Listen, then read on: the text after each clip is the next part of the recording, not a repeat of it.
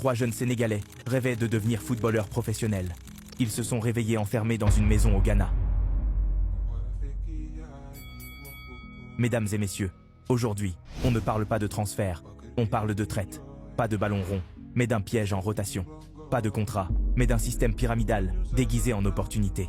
L'histoire de Bamba, Momo et Cheikh Touré. 3 jeunes Sénégalais, partis chercher un avenir, et tombés dans une spirale qu'aucune équipe ne leur avait promise.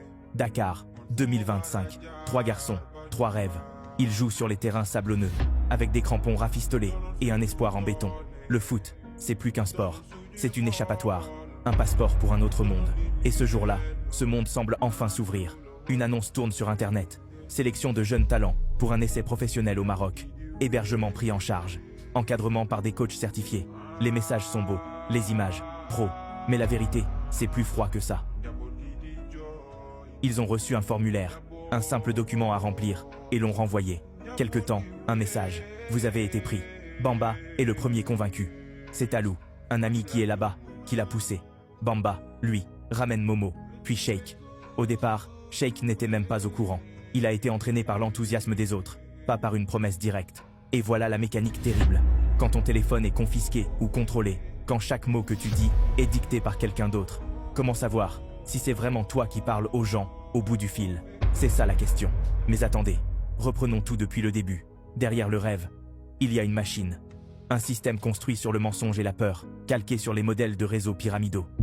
Le QNET, le principe, simple et mortel. Chaque nouvelle recrue doit en amener 2 autres. Chacun paye 850 000 francs CFA, officiellement pour les frais médicaux et le logement sportif. En réalité, c'est une chaîne sans fin. L'argent des nouveaux finance les anciens, et quand la chaîne casse, ce sont les derniers arrivés qui tombent. C'est dans ce piège que Bamba est tombé. C'est lui le premier à partir, le premier à croire que son destin venait de changer. Quelques jours plus tard, Momo, son ami d'enfance, le rejoint. Puis enfin, Cheikh Touré finit par venir, convaincu à distance. Mais à ce moment-là, Bamba et Momo n'étaient déjà plus vraiment libres. Là-bas, les règles changent, les téléphones disparaissent, les passeports aussi, et les mots ne leur appartiennent plus. Parce que dans ces milieux-là, quand tu tombes sur la maladresse de poser une question à ton ami, ne t'attends pas à des réponses sincères. Les messages qui sortent de là-bas sont millimétrés, dictés, contrôlés. Des phrases polies, positives, écrites par d'autres pour mieux t'attirer, te rassurer, te piéger. Tout va bien, on s'entraîne dur. Bientôt les tests, des mots parfaits. Mais derrière eux, des détracteurs qui savent jouer avec l'espoir. Bamba, Momo, Cheikh, tous coincés dans un réseau aussi invisible que dangereux. Un système où chaque nouveau venu vaut 850 000 francs CFA et doit à son tour en ramener 2 autres. Une chaîne sans fin, où l'argent des rêves finance les bourreaux. Et quand la chaîne casse, ce sont toujours les derniers qui tombent. Les jours passent, le centre promis n'existe pas. Pas de stade, pas d'entraîneur, pas de test. Juste des hommes au regard froid, des chambres sombres et des menaces murmurées.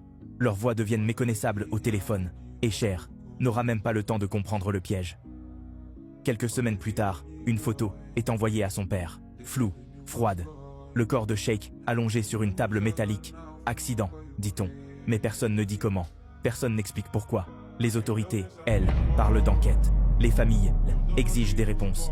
Parce qu'entre la honte, la peur et la douleur, aucun parent ne veut croire que le rêve de son fils était un piège organisé. Et dans ce système-là, beaucoup se sont même disputés avec leurs parents.